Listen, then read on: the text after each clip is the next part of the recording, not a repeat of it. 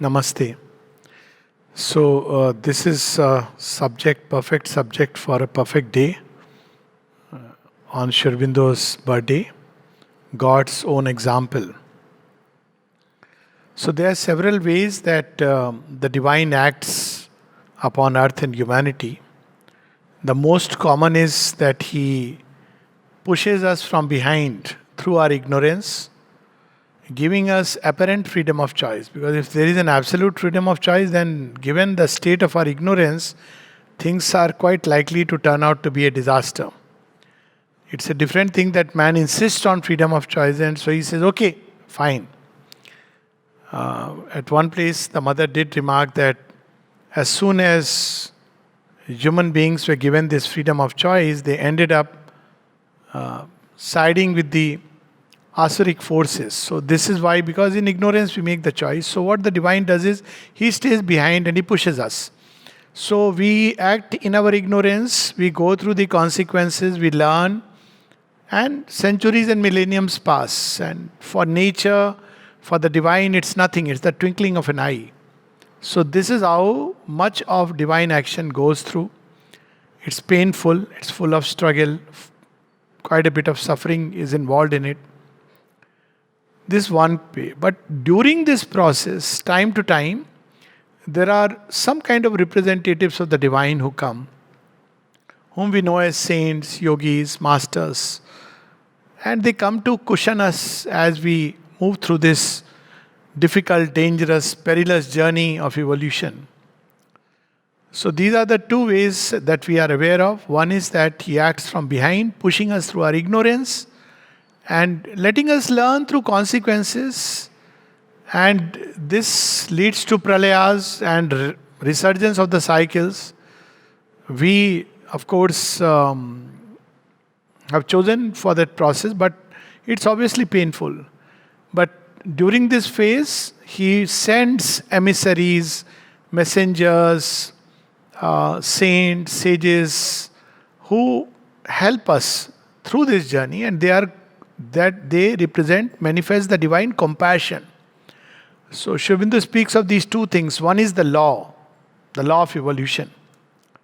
And the second is divine compassion, which is manifested through these beings who teach us, who show us a easier, simpler, better way. And their physical presence also helps cushion the fall. As it is said in Indian lore, that never has there been an age of mankind when there has not been various representatives and masters who help us go through the journey. So this is compassion, the law and the compassion. But there is a third action of the divine, and that is grace. Now grace is something which is other than compassion. Compassion enters into the law, net of law, and it helps us through the net.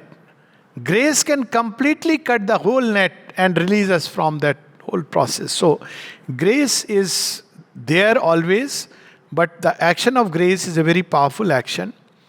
And there are moments when the divine, instead of being behind, instead of being as a master or a representative guru, sage, saint, He steps into the forefront and embodies the divine grace. And these in Indian thought are known as avatar. This concept is there even in ancient Christian thought, but it has been lost. So the avatar is somebody who steps in the forefront, and he takes the reins of nature, not leaving it to human beings, because humanity has entered a very critical, crucial phase. Now, if it is left to human beings, they are likely to totally mishandle. Why does He allow human beings to take the reign in the beginning? It's because all evolution has to be like that. Evolution by its very nature, it cannot be playing with automatons and puppet show. It's a real show in real time. So human beings are allowed, but there are moments when the journey enters very crucial and critical phases, which is known in the Gita as Dharma se glani. So Dharma se glani is not about religion going down, but Dharma, that which upholds this creation, that goes into the background, and human beings begin to act more and more by their vital self-will. This is the real sense of Dharma se glani. when we act with this idea that there is the divine foundation and there is the divine truth, and we have our individuality, but our individuality is in the context of this larger backdrop of truth. It is not dharma siglani, it's an individual efflorescence. Individuals have to act based on their individuality. But when I regard my life as separate from this divine truth and its unfolding, and if more and more of that kind of life increases, which is what is known as vital self-will and mental thoughts and ideas and idealism, then there is a dharma siglani, because I have forgotten this baseline truth. So during such critical moments, the divine steps into the forefront, takes the reins of the cosmic force, gives it the direction that is needed, and steers it through. So that is known as the avatar. And the avatar has a threefold action. One is the silent occult action. As we know, Sri Aurobindo's own presence during this entire period from 1872 to 1973, if we really see the mother and Sri Aurobindo, it's literally 101 years together. They are one. And during this 100 years, the entire the road and path through which humanity was traveling, it took a different course. By its past momentum, it entered into two goriest of wars that we could ever imagine. Because that was the momentum towards which things were building up. And by their presence, despite this, even this was eventually turned to a divine advantage. But despite all this, humanity eventually took a turn for the better. Not that wars have gone away completely. That is too much to expect. So, wars have always been there. But the kind of war, the kind of conflict that took place in the First and especially the Second World War, where there was complete deception, falsehood. Now, wars are different. Wars have become means of exposure of, human misdeeds and what was working behind. Those things come to the forefront. And wars are there for different reasons. But not that kind of war which could have completely stifled the growth of humanity and probably taken it centuries behind. That's what we see even during the Mahabharata war, but this time it was much more. So one is a silent occult action which goes unseen, just like Krishna on the battlefield of Kurukshetra acts and none knows, except perhaps Arjuna, that actually it's not just the reins of my chariot, but the reins of humanity at this juncture that are in the hands of Krishna. So too, very few people knew Sri Aurobindo's silent occult action during India's freedom struggle and during the two great wars. So that's one kind. Silent occult action. The avatar does not need to advertise. When Mother was asked about this, she said, well, if I am God, if I am the avatar, the denial of the entire humanity doesn't make a difference. And if I am not, then the acceptance of the whole humanity doesn't make a difference. And when people wanted her to, to spread and, sometimes the propagandist spirit, she said the sun does not need to advertise. It shines in its splendor. All that is needed is people who open their eyes, they see it. Those who are asleep. Too late. You miss the bus, but there are others who see it and move forward. So this is the silent action. The avatar calls also silently. He does not start giving mantra diksha and any kind of diksha. He calls, and there are beings upon earth who are ready for the next step, and they are called by the avatar and he carries them. So this is one action of the avatar, the divine in humanity. The second action is that he gives a teaching that will steer humanity through the next level. So we see very interestingly, and this was, I used to wonder, Sri Krishna gave the Gita, and that's a time when the age is changing from Dwapar to Kali Yuga. So if you see, it's going down. So what was really the action? So it's very interesting when you see Sri Krishna's actions. Sri Aurobindo speaks of it in Bangla writings, that because of Sri Krishna, this had to come in the evolutionary process of things. Kali Yuga is when you work on matter. There is denseness, there is obscurity, there is darkness, unconsciousness. Because that's where humanity has to descend and work. There has to be an age. For each age there is a working. So in the Satyug, it's on the soul and the spiritual consciousness.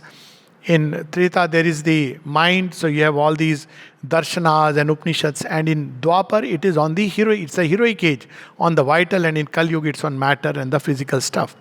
So, because Shri Krishna came at the end of Dwapar and the beginning of Kali Yuga, we see that his presence alone acted for next 4,000 years, almost 4,500. Because of his presence, he has physically withdrawn. But because of his presence, we see that for a long period, both India and the destiny of the world remains guarded. And Sri Aurobindo gives this example in the context of India, that through the Mahabharata, Shri Krishna saved India. And then he gives example of countless kings who kept on because of the force that he had released in this earth atmosphere. That countless kings guarded this great Indian peninsula where the Dharma, Sanatan Dharma, had to blossom and prosper. And actually, if you see, and he gives the names of kings right up to, Chandragupta Maurya, King Porasan, they were all very interesting. If you look at their lives, they look like, Raj Yogis or Raj Rishis. They are not ordinary human being at all. And then subsequently, the last bit of Sri Krishna's action is almost begins to be over as Rani Lakshmi Bai's on the pyre, the last sparks. So you see, that's the time when there is dense night. That's when the avatar comes. So in 1857, with the Sepoy Mutiny and with the Rani Lakshmi Bai and all these people who combined together, and they were defeated. And with the last sparks of Rani Lakshmi Bai, Shri Krishna's action comes to almost an finishing halt. Who carries the mantle during that period? Sri Ramakrishna Paramahans. He holds the mantle, but 1886, we know that Sri Ramakrishna Paramahans also withdraws, placing in front of him Swami Vivekananda. But there is a big period when India lies low and fallen, 50 years almost. That's when Sri Aurobindo and the mother are rising, the son of Sri Aurobindo and the mother. So, the Gita sustained human momentum till this time. So much happened during this period. Lot of action was happening. No newspaper were reporting. What we have are distorted versions of history. Every person writes his own history. So then, now, during this period, a new darkness and a new light, that is the possibility which came up. And humanity had to now go through a new evolutionary phase. So Krishna gave the Gita to steer mankind through the entry of Kali Yuga and its dense darkness. And now a new age is going to come. And there will be another era of confusion. But it's a different kind of confusion. So there are two kinds of confusions that come in the human mind. One when the light is plunging towards darkness. And the other is when there is total darkness and light has not yet arisen, but it is going to emerge. See, these are the two periods. Wake up at 2:30 in the night, and very often people are pretty confused. So, that's the time when there are maximum attacks. Elderlies are prone to falls. They are prone to have cerebrovascular accidents, heart attack and all the lot. Because that's a time when the new age the new sun has not yet arisen fully. But the decision has taken. From 12 o'clock midnight, the time has changed. It's a different day. But the sun is yet to come. So there is a period of confusion during which something else has to be given to mankind. So the avatar gives that teaching, just like the Gita of Shri Krishna. What he gives is, with regard to Sri Aurobindo, apart from many, many works that he gave, he didn't want to give just one teaching, many, many works, but most important work, Savitri. Savitri is literally the invocation of the sun when it is emerging out of darkness.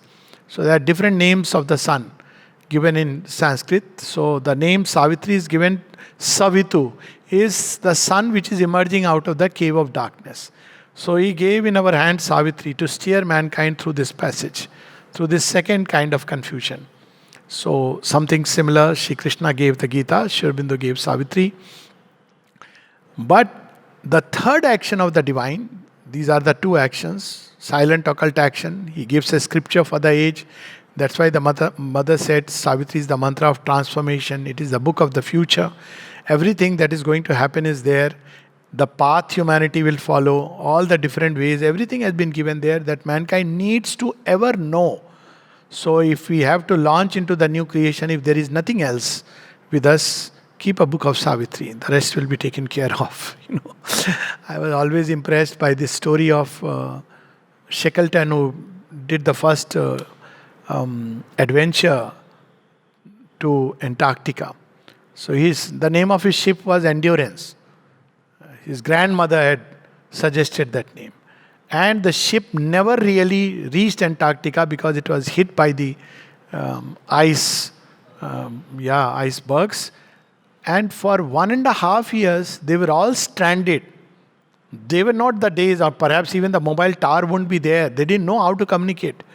So they had to empty away all the cans and containers because the ship was sinking. So they can keep only limited amount on the ice slab.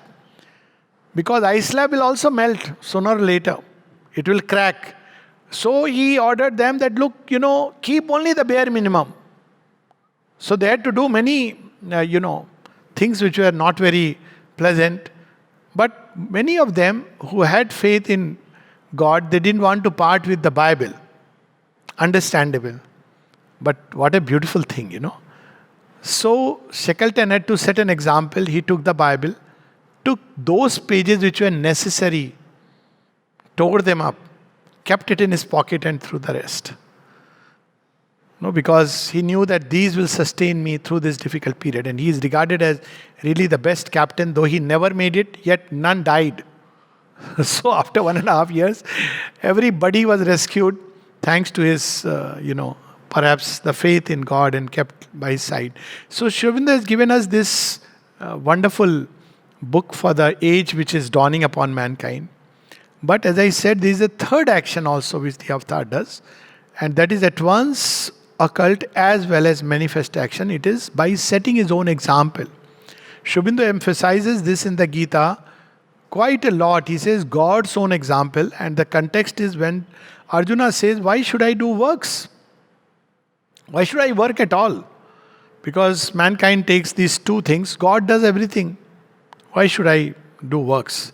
Second is, there is this idea in Indian thought that, works are inferior, meant only for you to reach a point where you become illuminated in jnana, and therefore you don't need to do works. This is a kind of thought which prevails even now.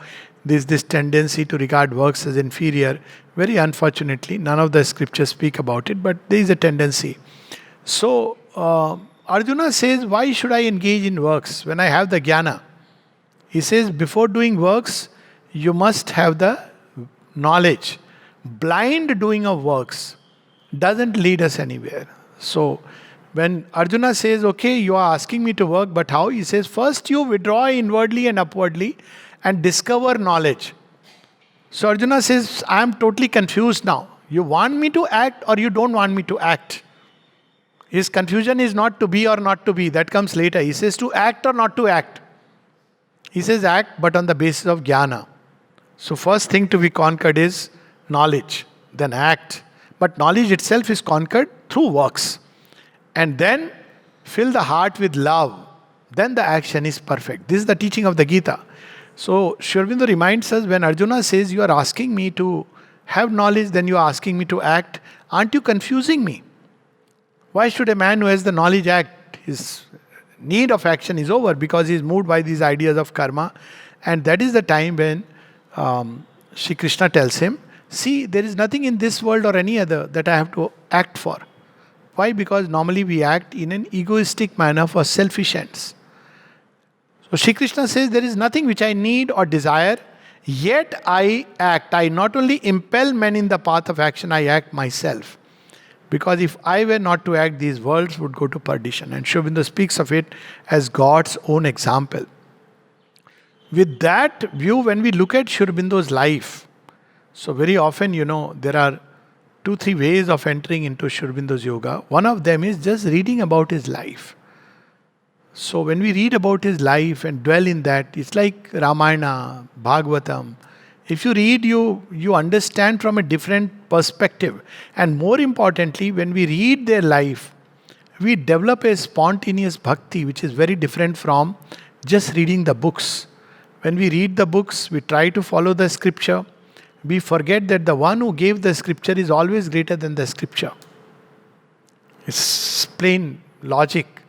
Because the scripture is a child. He could bring out 100 more scriptures. When Sri Aurobindo was asked about this, that you have given so many things, you have given the entire knowledge, he said, no, only 10% of it I have given. And Nirodha asked that, why don't you give the rest? He said, let mankind be ready for this much. So, Sri Aurobindo would always be, that's why when Mother was asked about Sri Aurobindo's writings, she said, who can understand Sri Aurobindo? He is as vast as the universe and his teaching is limitless. The only way to come a little close to him is to love him and serve him unconditionally and give yourself unreservedly to his work. So this is the path. So Sri Aurobindo, we see in his life many such things which we casually pass off as, we know it, but we don't put a little star, as they say, that, starred message. So one of them, for example, when we look at Sri Aurobindo's life in Baroda, what is the example he has set for us? Very high benchmark. We see that Sri Aurobindo, right from the time he has come, his whole life, there is not a trace that one will find of selfishness or egoism. When people ask him about himself, what is he doing? People wanted to say that he was the secretary to Maharaja, because being a secretary is a big thing. He said, no. I was in the land department. He's not keen, I was the secretary to the Maharaja. It's a different thing that the Maharaja would often call him and consult him. That's a different thing altogether. And everything with that perfection and accuracy. He's earning quite a bit of money in that time. But what does he do with that money? He's helping. Even in his house, he would keep it in an open bowl and people will come and take whatever they need. And whatever is left, he would say, it is meant for me. This is exactly what the Gita speaks of. That those who do the offerings and take what is left over, this is the word. All the rest are thieves. So these are the ones who are doing it in the spirit of yagna. So literally in his life, we see that it was like a yagna that he was performing.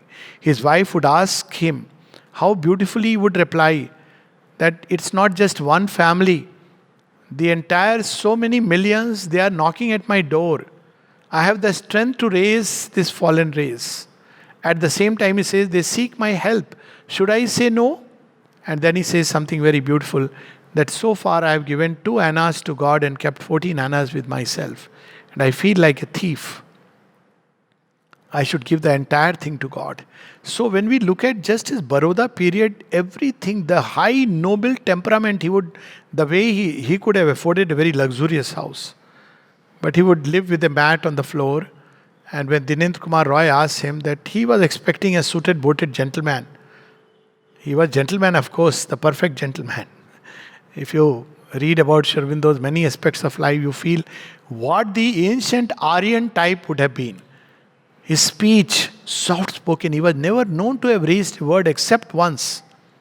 When somebody was saying things about the mother, Sri Aurobindo simply said, who is he? And there was a total silence in the courtyard.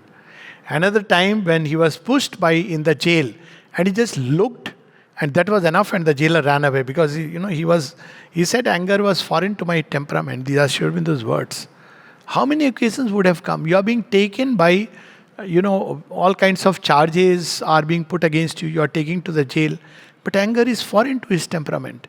What does he do when he is in jail? When we just look at that, he is not, complaining to God. We are very quick at complaining.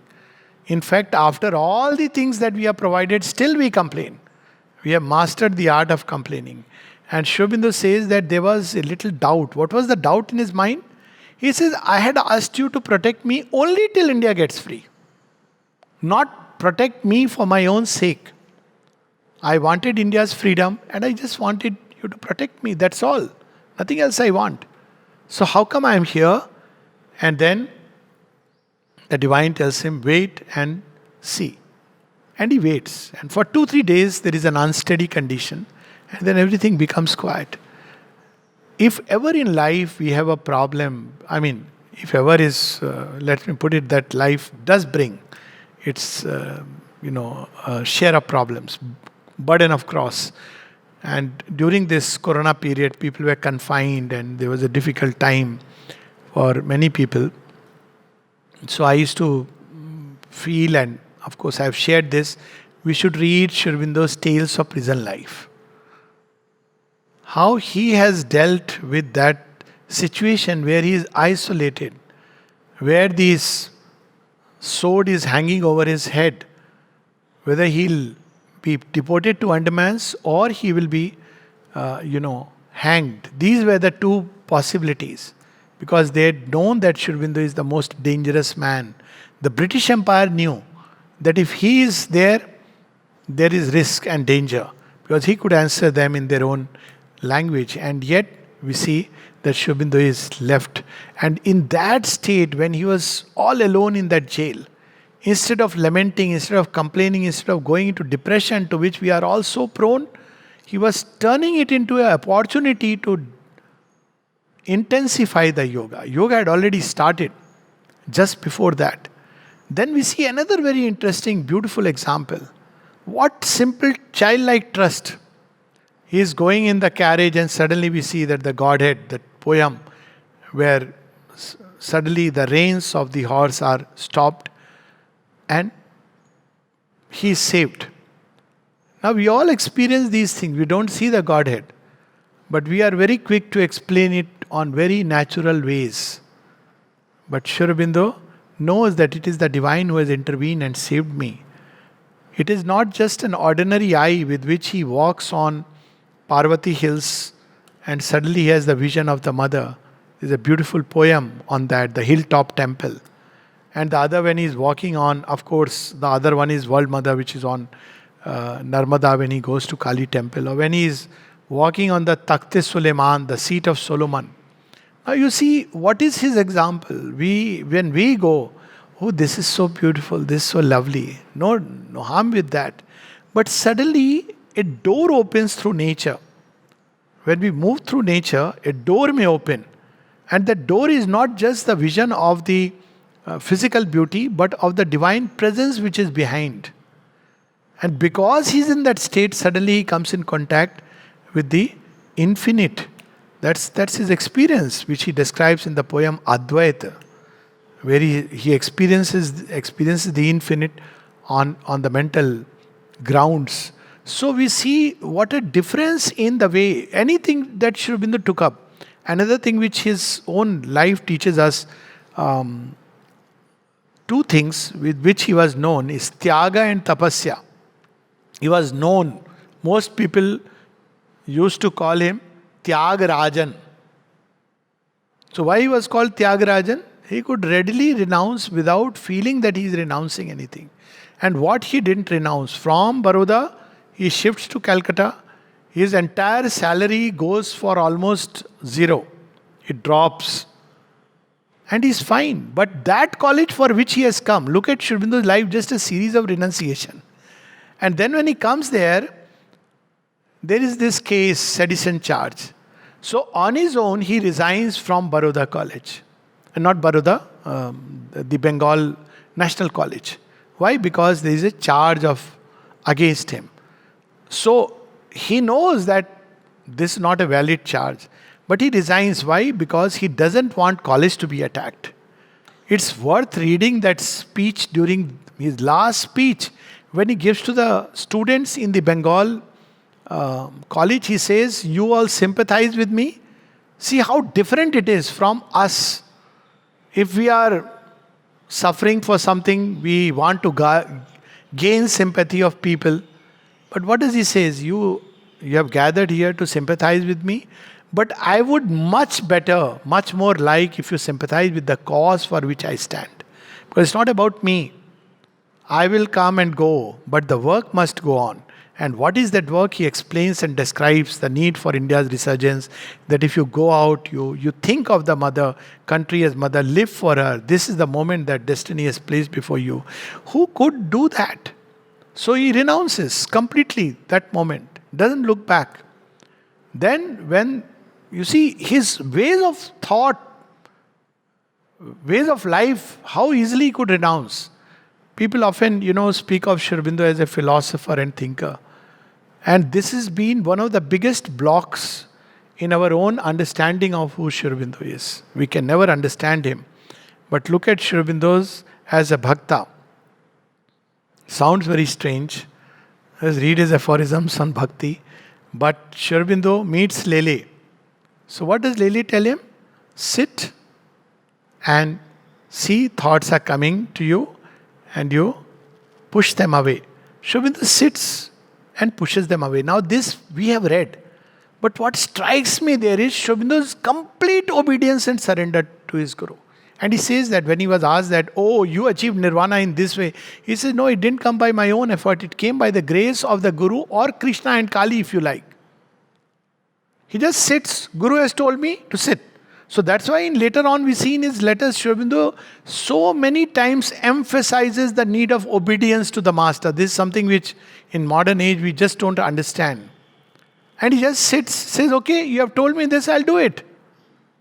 And then even that he so easily he renounces when the master tells him, or Lele Maharaj tells him, he says, I have to speak, how will I speak? He says, can you surrender to the divine within your heart? He says, yes. So you stay quiet, stand before the crowd, do namaskar, say to Narayana that you see the Narayana in all, and then you speak.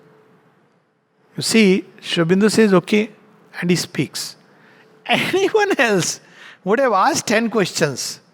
Sir, but if this happens, sir, what if that happens, sir, if... Like a child. See that aspect of Sri Aurobindo like a child. He is at once Bal Gopal and Chakrat Pani. So he says, okay, he stands before the crowd, inwardly bows down, and Narayana speaks through him. The divine speaks through him. After that, when he comes from the jail, he is to meet his wife, but by then, Sri Aurobindo has gone far ahead. Even before, he was a grahast brahmachari. So they have arranged a very nice, and Sri Aurobindo's renunciation was not ostentatious. So the people are playing cards, he's sitting there and reading a book. He's not saying, oh, this is bad and I'm going to run away from. No, he was sitting with them. And he is reading a book, and within half an hour he finishes it, and people ask him that, well, have you really finished? Yes, I have finished. Can you recall? So they randomly open a page and Sri Aurobindo could tell the entire page. How did this capacity come in? Sri Aurobindo speaks of brahmacharya, but he's a married person. So look at how he was living his life. That when he comes out of jail, they have all arranged a meeting between him and Mrilalini Devi. So all these friends have planned. So Mrilalini Devi, his wife, has come there and he has to go and spend the night, and they have told him, you go, we have arranged a meeting, you have dinner there and all. And quietly these friends have told, tonight he will not come back. So lock the gate. He tells the, watchman, the friends.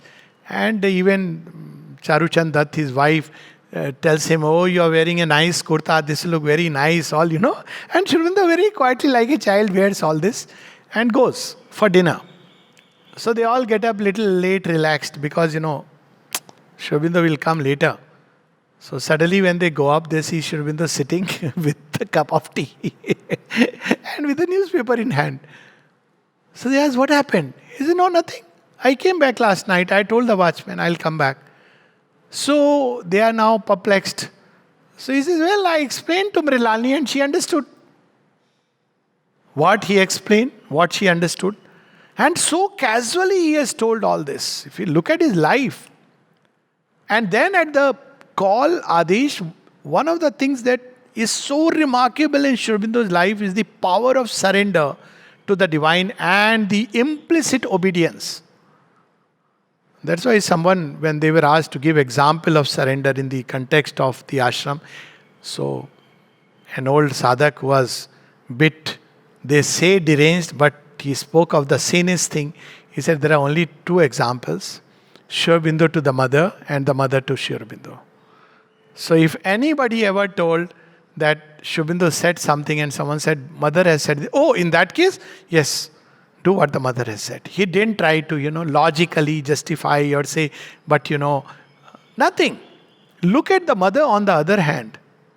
That when the entire, we think this is my house, this is my place, this is me, me, me.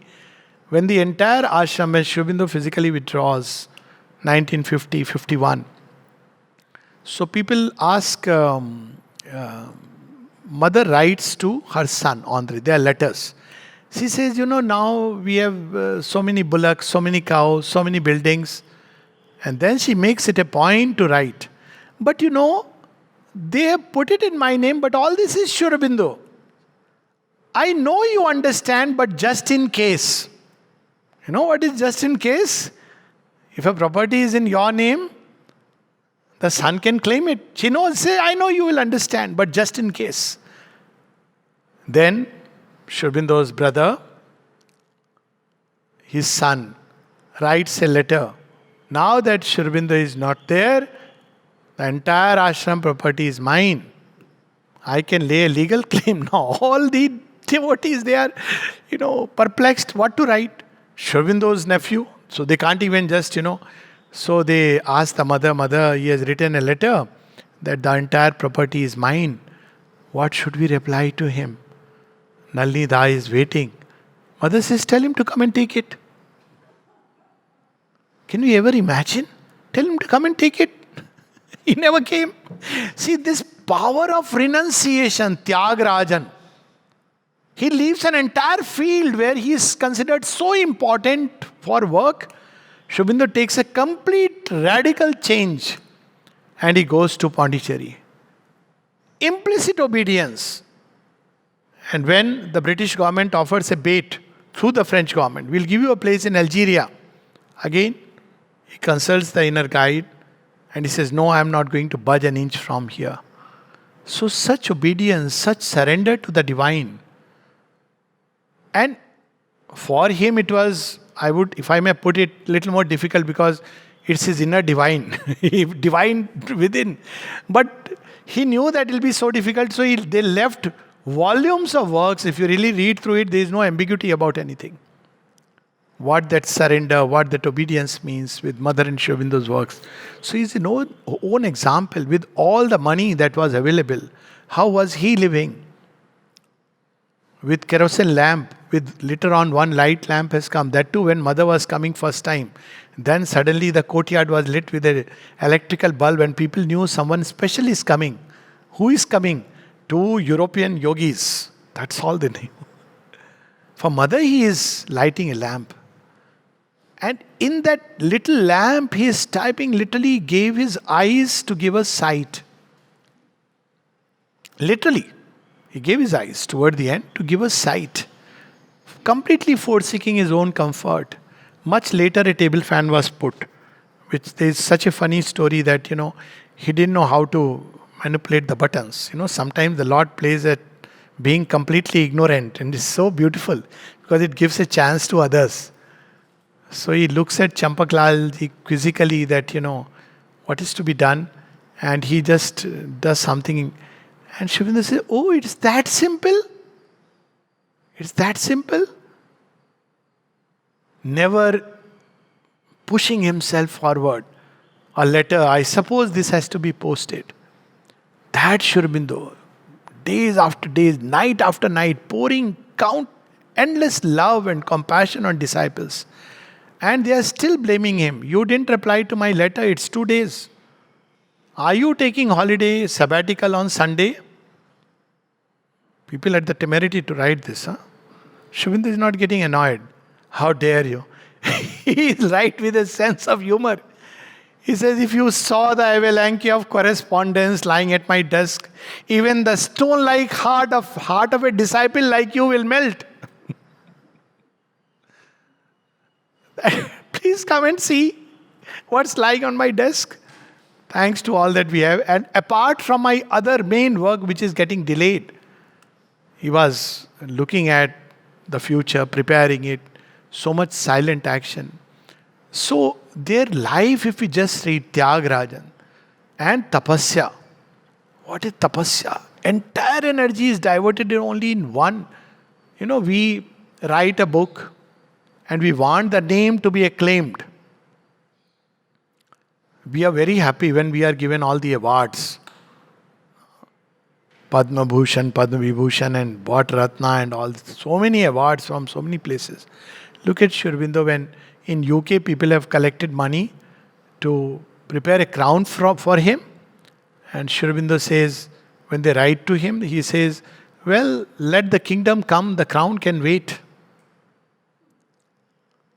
And then when he sees that the world is still in love with its own darkness and ignorance, Mother says he did not blame man.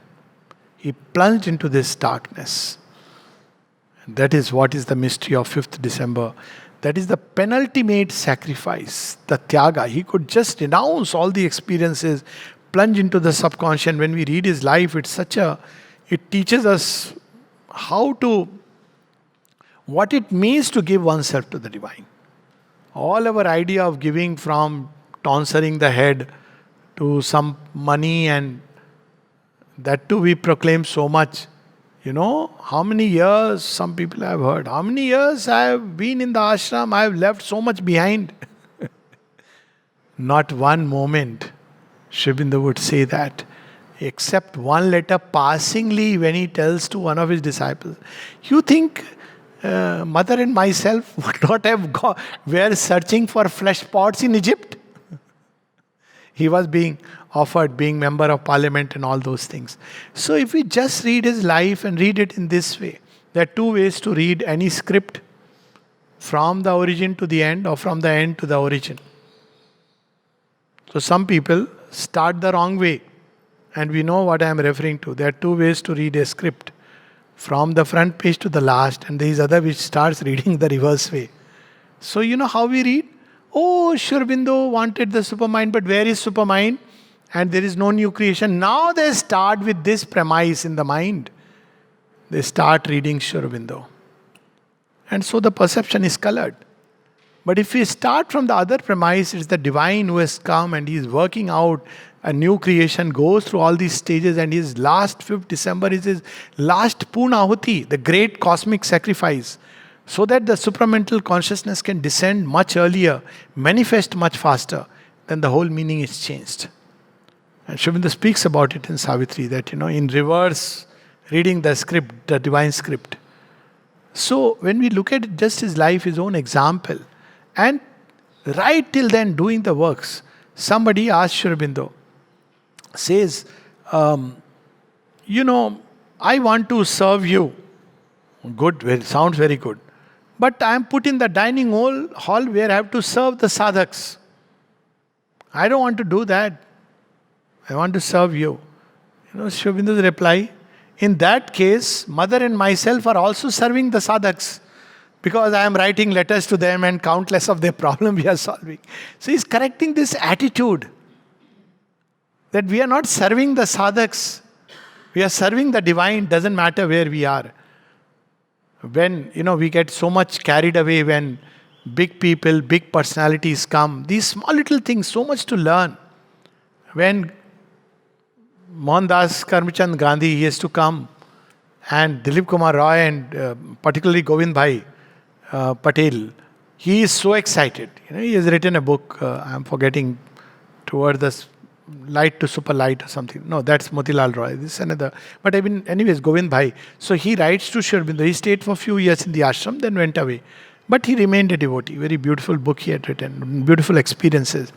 So he says, I believe he is coming. So he wants to meet you. He said, no, please tell him, no. Why? Now imagine, somebody would be happy, such a big figure is coming. He said, no, because it will be so much propaganda. He will bring all kinds of people to visit, and there will be nothing else but propaganda. And that's not what I want. And he says very clearly, I don't believe in advertisement and propaganda, except for politics and patent medicines. Sri Aurobindo's humor will come everywhere. But for a serious work like mine, it is a poison. It means hundreds of thousands of useless people join and spoil the work and the truth which is descending. That's what has happened to religions, from which truth has receded into the secret sea of its silence. I don't want to repeat the old fiasco or to give the old wine in a new bottle. So it's so powerful, Instead of saying, okay, very nice, now, and that's where he wrote a series of letters. People get very excited if somebody comes. Tagore had come. There are few exceptions Sri Aurobindo had made, and he had his reasons.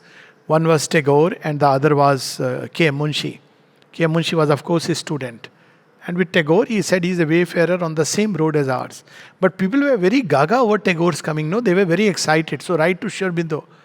Oh, he's coming. And Sri Aurobindo says, I don't know what is wrong with you sadhaks, that you get so much excited whenever Tagore or somebody else like that you hear coming. But the prestige of an ashram does not stand by these things. It stands by the spiritual consciousness that the sadhaks cultivate.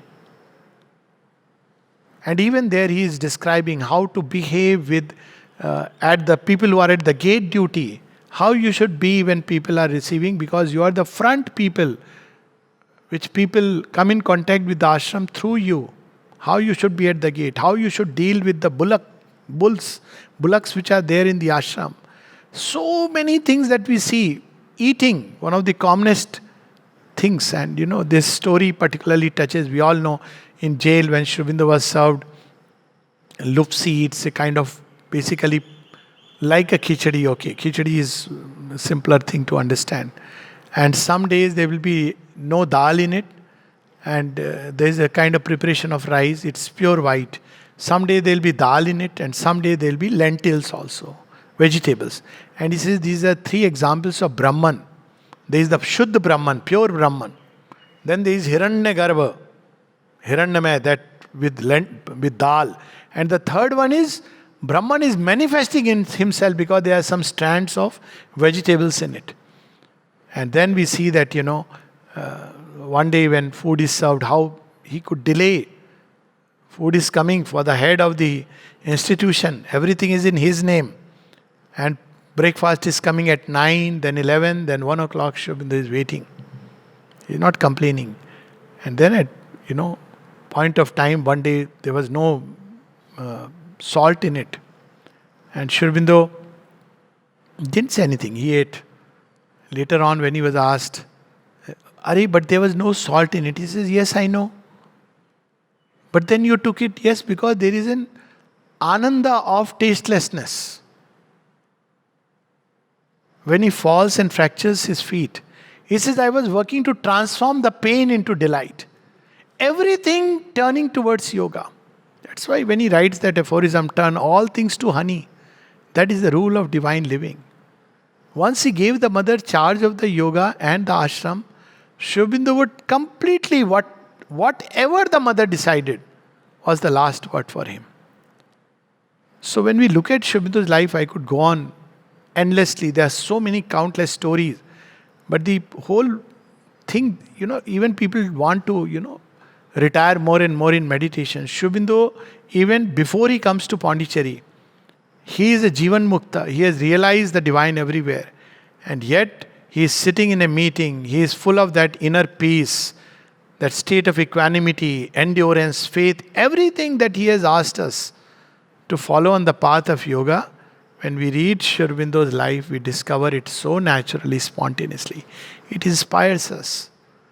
And there is an influence. And what is more important is that we come in direct contact with Sri Aurobindo when we read about his life and reflect upon it. I can say this with very personal example.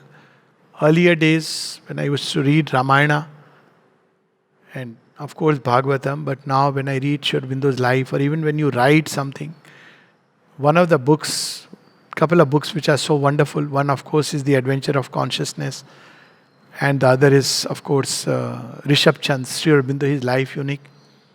There are a few others which are also beautiful. But most important is, this is a very simple, direct way of coming in contact with Sri Aurobindo.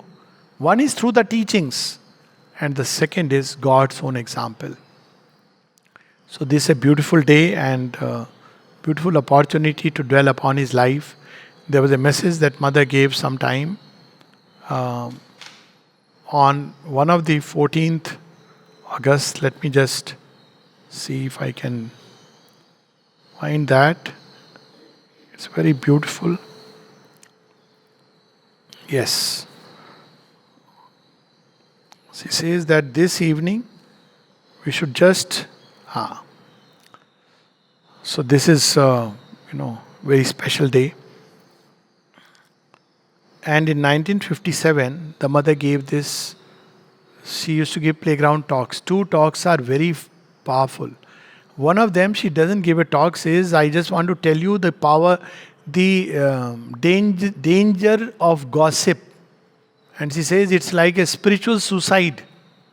If you gossip and slander and use a language which is very filthy and unbecoming, it is like spiritual suicide. That was one. But the second one, which she gave on 1957, 14th August. I think with this we can close. This evening, instead of answering questions, I would like us to meditate on the remembrance of Sri Aurobindo, on the way to keep it alive in us, and on the gratitude we owe him for all that he has done and is still doing in his ever luminous, living, and active consciousness. For this great realization which he came not only to announce to the earth, but also to realize, and which he continues to realize. So he is the forerunner, he is the one who is realizing it, he is the future. And the future came fast forward, to take us fast forward on a leap. So he is the future who took our present, who entered into the present, rescued the past, released the present from all its entanglement, and opened the doors to the future and continues to realize it. Tomorrow is the anniversary of his birth, an eternal birth in the history of the universe. When she was asked to elaborate, she said, what is meant by eternal birth? She says you can understand it on several levels. So,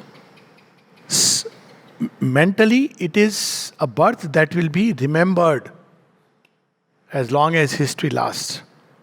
Psychically, it is a birth which recurs from time to time.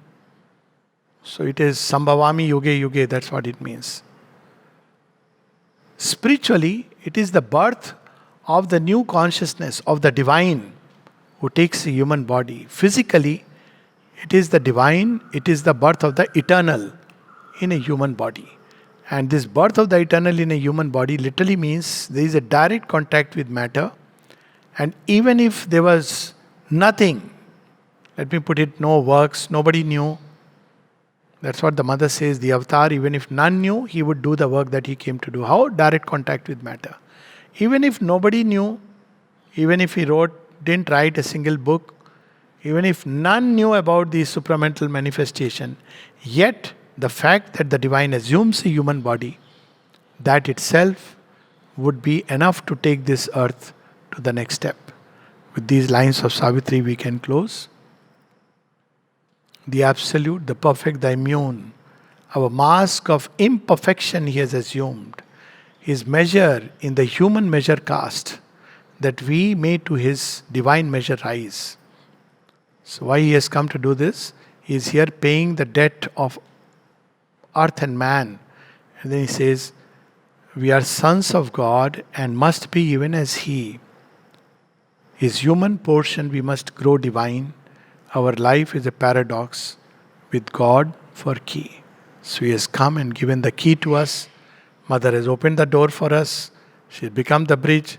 She has cooked the meal, made it ready. All that we need to do is to walk. Closing with this message of the mother, the door is open. You have only to step in. Thank you.